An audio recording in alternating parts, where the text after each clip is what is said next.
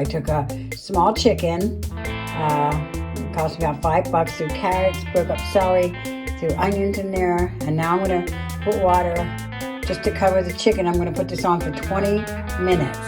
Then I will have chicken, I'll have broth with a lot of flavors. Now you can take the vegetables and run them through like a cutter, and then you add them back into the broth, or you can put them into a strainer and just use the clear broth. You don't have to have all the vegetables in the